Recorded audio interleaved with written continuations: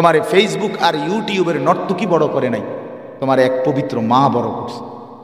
ওই মায়ের কলিজাটা বুকের সাথে লাগিয়ে গেছে তোমার দুধ খাওয়াইতে। কুমিল্লা হাউজিংয়ে আমি একবার গেছিলাম এক জায়গায় মানসিক হাসপাতালে। আমার একজন আত্মীয় ওই হসপিটালে ভর্তি ছিল, প্রাইভেট একটা মানসিক হাসপাতালে। ওইখানে আমি একজন বড় অফিসার ওনাকে দেখছি, উনি আমারে জড়ায় ধরছে, আমদা উচ্চ পদস্থ অফিসার আমারে দেখে চিনছে, বলতেছে হুজুর আমার ওয়াইফ এই হসপিটালে ভর্তি, এই হাসপাতালে মানসিক হাসপাতাল। আমি বললাম কি সমস্যা? ওই যে সারাক্ষণ মোবাইলটা ছাড়া, আমি ঘরে শুয়ে আছি পাশে, সে আমাকেও একটু সময় দেয় না, আমার দিকে ফিরাও চায় না, সারাক্ষণ বড় মোবাইলটা নিয়ে পড়ে থাকে। কয়ের পরে ডাক্তার দেখাইছে আর বলছে যে সে মানসিক সমস্যা, তাকে ভর্তি করে। আল্লাহর কসম ভাই, আমি নিজ চোখে দেখছি ওই ভদ্রলোককে, তার বিবি সে উচ্চ পদস্থ সরকারি কর্মকর্তা, ডাক্তার কাছে নিচে, ডাক্তার বলছে তাকে ভর্তি করাইতে। মহিলা মানে স্বামীও চেনে না, কিচ্ছু চেনে না, মহিলা চেনে শুধু কি এটা রোগ। অসংখ্য ছেলে তোমরা প্রতিবন্ধী, তোমরা অসংখ্য ছেলে মানসিক রোগী, তুমি জানো না। বেঈমান তোমারে খাইয়া লাইছে, বেঈমান তোমারে গিল্লা ফেলছে। বিনোদন মানুষের জীবনের 24 ঘন্টার বিষয় হইতে পারে না। নারী, মেয়ে, মহিলা একটা মানুষের সারাক্ষণের আকাঙ্ক্ষার বস্তু হইতে পারে না। এটা একটা প্রয়োজনও যদি হয় তো এটা তো সাময়িক একটা প্রয়োজন, একটা সীমাবদ্ধতা।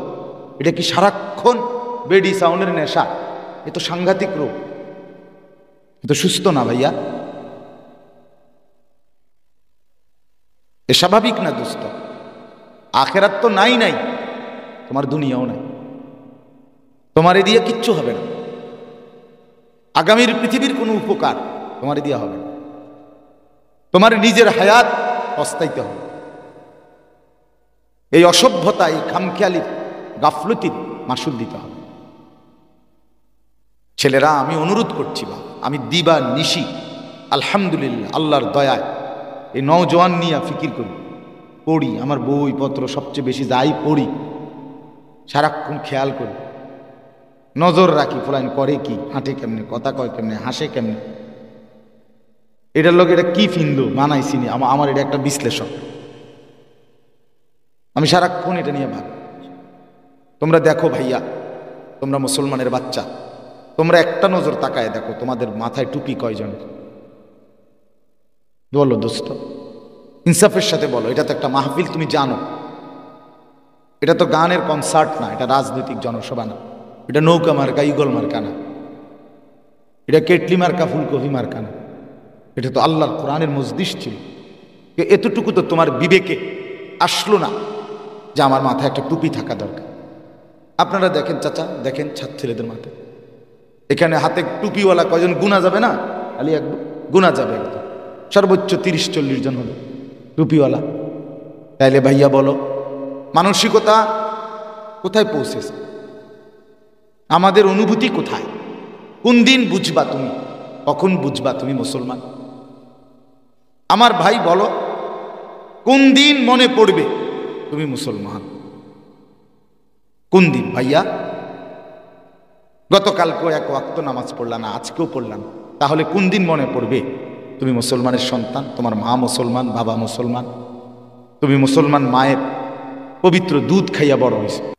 আল্লাহ তাআলা আমাদেরকে আজ 2 জানুয়ারি 2024 রোজ মঙ্গলবার কুমিল্লা জেলা দেবিদ্বার উপজেলাধীন খাইয়ার পশ্চিমপাড়া পীরজাবাড়ি মানব কল্যাণ সংগঠনের উদ্যোগে সকল কবরবাসীদের রুহের মাগফিরাত কামনায় আজকের এই 23তম বার্ষিক তাফসিরুল কোরআন মাহফিলে আল্লাহ তাআলাই আমাদেরকে আসবার বসবার, আল্লাহর জন্যই জমা হওয়ার তৌফিক দান করেছেন। এজন্য সকলেই বলি আলহামদুলিল্লাহ। সবার কাছে বিনীত অনুরোধ, রাত অনেক হয়েছে, খুব লম্বা, খুব বেশি সময় আর আলোচনা হবে না। তো ধরে নেন এই সামান্যটুকু সময় আমার প্রথম অনুরোধ হলো, অনেক ছেলে তোমরা নওজোয়ান তোমরা বসছো, মাশাআল্লাহ, আল্লাহ তাআলা তোমাদের এই বসার মধ্যে বরকত দান করে। তোমাদের সবার কাছে আমার অনুরোধ এবং আদেশও, তোমাদের প্রত্যেকের হাতের যে মোবাইলগুলো এগুলো পকেটে নিয়ে নিতে হবে। মোবাইলটা দয়া করে হাতে ধরে রেকর্ড করা যাবে না, ছবিও তোলা যাবে না, এটা আমার স্পষ্ট নিষেধ। যার পছন্দ হয় না সে চলে গেলে ভালো, দয়া করে তুমি গিয়ে রাত হইছে ঘুমায় গেলে ভালো। এজন্য দয়া করে একটা মোবাইল, আমি ব্যক্তিগতভাবে সারাক্ষণ চোখ ঘুরাই সব দিকে, আমি দোস্ত মেনে নেব না, আমি ধমক দেব। এখন সুন্দর করে কইলাম, একটু পরে অসুন্দর করে কম। এই জন্য দয়া করে এটা করা যাবে না, একেবারে অনুরোধ। 1 ঘন্টার সময়, এই অল্প কিছুক্ষণ সময় আমি অনুরোধ করে আবেদন করলাম, এই সময়টা আমরা যদি একটু মনোযোগ দিই নিজেরই ভালো হবে। এতটুকু যদি কেউ না বোঝে ভাইয়া যে নিজের ভালো, তো এই লোকটা আসলে সুস্থ মানুষ না, স্বাভাবিক মানুষ। যে পাগল, প্রতিবন্ধী, বিকৃত মস্তিষ্ক, সেই কেবল নিজের ভালো বোঝে না, যার ফলে সে পেশাবেও হাত দেয়, পায়খানাতেও হাত দেয়, সে নিজের জামা নিজে ছিঁড়ে ফেলে, অর্থাৎ সে তো সুস্থ না, স্বাভাবিক। কিন্তু যে মানুষ সুস্থ স্বাভাবিক, সে নিজের ভালো বোঝে, সে আলো বোঝে, অন্ধকার বোঝে, উপকার বোঝে, ক্ষতি বোঝে। এতটুকু বুঝ যদি না থাকে তো এটা স্বাভাবিক মানুষ হলো কিনা। এই জন্য প্রিয় ভাই, সবার কাছে অনুরোধ, ছেলেরা তোমরা নওজোয়ান,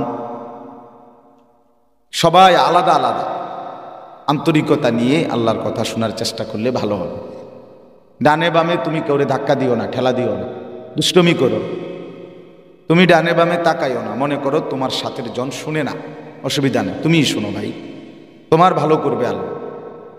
এই পৃথিবীতে চলার পথেই এখান থেকেই কিছু মানুষ জান্নাতি হবে, এখান থেকেই কিছু মানুষ জাহান্নামী, আলগা কেউ না, আমাদের মধ্যে থেকেই, ঠিকই না বলে?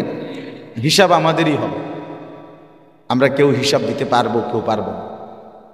আমাদেরই কারো ডান হাতে আমলনামা আসবে, কারো বাম হাতে আসবে। অচিরেই আমরা কেউ সফল হব, কেউ ব্যর্থ হব, অচিরেই। ফাআম্মা মান উতিয়া কিতাবাহু বিয়ামিন, এই যে আল্লাহ তাআলা বলেন কিয়ামতের ময়দানে কিছু মানুষকে তার আমলনামা ডান হাতে দেয়া হবে, সে খুশিতে আনন্দে আত্মহারা হয়েছে। সবাইকে ডেকে বলবে হাসরের ময়দানে, হা উমুকরাউ কিতাবিয়া, তোমরা আমার আমলনামা পড়ে দেখো, দেখো দেখো আমার নামে কি উঠছে, রেজাল্ট উঠছে আমি জান্নাতি। তো হাসরের ময়দানে অনেকেই বলবে, কোরআনে আছে, হাসরের ময়দানে অনেকেই বলবে, আরে তুই তো আমাদের সাথেই ছিলি, আমরা এলাকাতেই তো তুই ছিলি, তুই আবার ফাঁকি দিয়ে কেমনে বেহেশতি হয়ে গেলি? তো সে বলবে, ইন্নী জানান্তু আন্নী মুলাকিন হিসাবি, যদিও আমি তোমাদের সাথেই ছিলাম, কিন্তু আমি জানতাম এমন একটা হিসাবের দিন হবে, আমি এটা জানতাম। ফলে আমি শত ব্যস্ততার ভিতরে দিয়েও আমার নামাজ ছাড়ি নাই, আমি আমার আল্লাহর হুকুম অবাধ্য করি নাই। এই তখন সে বুঝবে। এরপরে আল্লাহ তাআলা বলে, ও আম্মা মান উতিয়া কিতাবাহু বিশিমালি, যার আমলনামা তার বাম হাতে দেয়া হবে। বুট বাদামও খাইও না ভাই, আল্লাহর ওয়াস্তে হাইসো না দোস্ত, হাইসো না, ফালতু মানুষ আমি পছন্দ করি না, সাবধান। খামখেয়ালি মানুষ আমি পছন্দ করি না, ফালতু মানুষ আমার জানের শত্রু। আমি একজন হোক আমার কোনো আপত্তি। মাগরিবের পরে আমি চান্দিনা বয়ান করছি, চান্দিনা নির্বাচন নিয়ে অনেক গন্ডগোল, খুব বেশি ফিডাফিডি চলতেছে। তো আমি যেখানে মাগরিবের পরে বয়ান করছি, এখন আজকে চান্দিন, ওইখানে আমার উপস্থিত যে সময় আমি বয়ান শুরু করছি, শ্রোতা ছিল সর্বোচ্চ 8 থেকে 9 জন, 8-9 জনের বেশি হইত না। হ্যাঁ সুবহানাল্লাহ, অসুবিধা কি? কিন্তু আমি পুরা এহতেমামের সাথে আন্তরিকতা নিয়েই কি করছি, বয়ান করছি 8:45 পর্যন্ত। এরপরে আরো কিছু লোক আসছে অল্প, তাও সব মিলাইয়া 50 জনের, কোনো অসুবিধা নেই, এতে কোনো সমস্যা। 1 লাখ মানুষ এটাও কিছু না, একজন মানুষ এটাও কোনো অসুবিধা না, কোনো সমস্যা। কিছুদিন আগে আমি আসরের নামাজের আগে আমার এক ঘনিষ্ঠ মানুষ, সে কোনোভাবেই মানে না তার মাহফিলে যাইতেই হইবে, কারণ আমি বললাম আমার মাহফিল আছে আরো 2টা মাহফিল, আমি কেমনে যাব? তাহলে আমি আসরের পরের সময় আগে যাই, আমাদের হেনিকে ভাত খামো এনে, এরপরে কহ ঠিক আছে আসরের আগেই কয়। এরপরে আবার বলতেছে হুজুর এই সময় তো কেউ থাকতো না, লোক টোক আইতো না। আমি আমনি থাকবেন, কহ আমি তো থাকবো, নইলে আপনার রিসিভ করবো কে? আমি কই তো আমনি আর আমরা 2 জন, যা আছে কপাল ওয়াজ হইব। ঠিকই আমি আসরের আগে ওইখানে 1 ঘন্টা বয়ান করছি, একবারে হাতে গোনা 8 জন, গুনা গুনা আসতে যায়। কি অসুবিধা কি বলো ভাইয়া, তো সমস্যা কি? কোনো সমস্যা নেই, আল্লাহর কথা বললেই লাভ, আল্লাহর কথা শুনলেই লাভ। ওমা তাসআলুহুম আলাইহি মিন আজরি, কোরআনুল কারীমে আল্লাহ তাআলা বলেন, বন্ধু আপনি যে আমার কথা বলেন, এটা আপনি যাদেরকে বলতেছেন তাদের থেকে তো বিনিময় নেবেন না, নেকি যেটা মানুষ গণ্য না, এটা আপনি হেগর থেকে তো কোনো নিবেন না, ওইটা তো দেব আমি, নেকি তো দেব আমি আল্লাহ। অতএব এখানে সংখ্যা বিষয় না, আপনি বলতেছেন কি না এটা মূল বিষয়। আপনি বলবেন, গ্রহণ করুক আর না করুক, প্রত্যাখ্যান করুক, একজনও না শুনুক, কোনো অসুবিধা নেই। আপনার নেকি 100 আমি আল্লাহ দিতে থাকি। কোরআনুল কারীমের মধ্যে আছে সাওয়াউন আলাইহিম আআনযারতাহুম আম লাম তুনযিরহুম লা ইউমিনুন। আল্লাহ তাআলা বলে, বন্ধু কিছু কাফের বেঈমান, কিছু মানুষ এমন আছে যে লোকগুলোকে আপনি যদি আল্লাহর ভয় জাহান্নামের ভয় দেখান অথবা না দেখান, 2 অবস্থাতেই তারা ঈমান আনবে না। আপনি 1000 বললেও ঈমান আনবে না, না বললেও কি করবে না। এগুলোর ব্যাপারে আমার মোহর মেরে দিয়েছি, ফায়সালা খাতাম আল্লাহ, আমি এগুলার মোহর মেরে দিয়েছি, এগুলো বদলাবে না। এখন প্রশ্ন হলো, নবী সাল্লাল্লাহু আলাইহি সাল্লাম যদি জিজ্ঞেস করতেন যে আল্লাহ তাহলে তো এটা এই লোকগুলোর নামটা যদি আমার দিয়ে দিতেন, লিস্টিটা, যে কারা কোনোভাবেই ঈমান আনবেই না নিশ্চিত, তো শুধু শুধু এই লোকগুলারে না বলে এই মেহনতটা আমি আরেকখানে করি, এবারটা দিয়ে তো ওইতেই নামের ফায়সালা, তো আর আমি শুধু শুধু তারে বলার কি দরকার, আমারে নাম দিয়ে দিলে ভালো ছিল। আল্লাহ বলে যে না, নামও দিতাম না। তাহলে তারা আমি কি বলতেই থাকবো, আমি কি বলতেই থাকবো তাদেরকে? সাওয়াউন আলাইহিমের 2টা অর্থ তাফসিরে লিখছে। আল্লাহ তাআলা বলে, বন্ধু এই যেই মানুষগুলো কোনোভাবেই ঈমান আনবে না, সেটা আপনার কোনো বিষয় না। আপনার নেকি যে ঈমান আনুক বা না আনুক, আপনার জন্য যেটা নেকি বরাদ্দ, এটা সাওয়াউন, এটা সমান সমান, বুঝছুনি আলিয়া, এটা সমান সমান বরাবর। গ্রহণ করলেও আপনার নেকি সমান, বর্জন করলেও আপনার নেকি সমান। আমনেরটা আমনে পাইবেন, মাল বেচা হোক বা না হোক, কথা বুঝেন নাই, আমনেরটা আমনে পেয়ে যাবেন। আপনারটা, আমার আলু হচ্ছে যাক, আপনার টাকা আপনার বুঝেন। এই জন্য দোস্ত আমরা হতাশ হই না। ওই ছেলে, ওই দোস্ত ফাইজলামি করো না, যদি খিচুড়ি খাইতে বসে থাকো তো খিচুড়ির টাইমে আইসো, খামখেয়ালি করো না ছেলে, সাবধান। আল্লাহর কোরআনের মজলিসে আমি এই কঠোরতার কারণ আছে, এটা আমার কারণে না। কোরআনুল কারীমের সাথে ন্যূনতম তুচ্ছতাচ্ছিল্য করা, এটা কুফরি, এটা দোস্ত কুফরি, এটা কঠিন সমস্যা, তোমার ইমানে আঘাত করবে। তুমি ভোটার আইডি কার্ডে মুসলমান লিখলে হইতে হবে, আর শাজিমে হিসাব থাকতে হবে। তুমি পাসপোর্টে মুসলমান লিখলে হবে না বন্ধু, মালিকের কাছে হিসাব থাকতে হবে। কোরআনুল কারীমে স্পষ্ট আছে, আল্লাহ বলছে অসংখ্য মানুষ ইমানদার, কিন্তু তার সামান্য বেয়াদবির কারণে রাসূলের সামনে আন তাহবাতা আমালুকুম ওয়া আনতুম লা তাশউরুন, তুমি জানতেও পারবে না। আল্লাহ বলে তোমার পুরা জিন্দেগীর সমস্ত কর্ম আমি আল্লাহ বিনষ্ট করে দেব, শেষ করে দেব, কিন্তু তুমি জানবাও না। তুমি টের পাইবা সেদিন হাসরের ময়দানে দাঁড়াইবা,